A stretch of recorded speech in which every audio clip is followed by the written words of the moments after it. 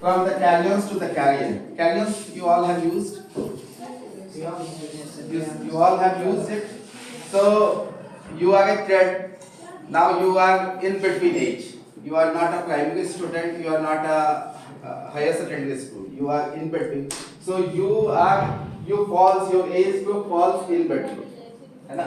But this is a very crucial phase. I will show you how this phase is very crucial because this is the time where you can shape your career. If you miss this opportunity, what will happen? Next class you will be in 9th, and you know after 9th, 10th will be very hectic because you have to give the board exam. So this is the time where you all are in a transition phase. Transition phase समझ में आता है आप लोगों को?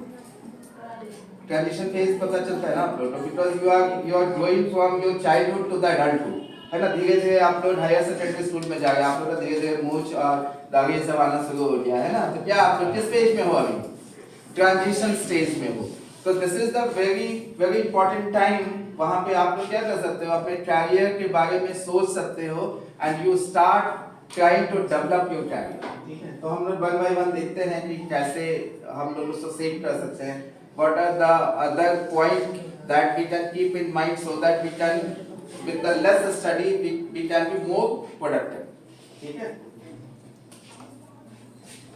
इससे हो जाता है अच्छा ठीक है so here you can see two pictures one boy is almost laughing and another boy is almost crying why the situation all if you look at all the other thing is almost the same है ना but you can see the expression दोनों के expression में why there is a variation in the expression कोई बताएगा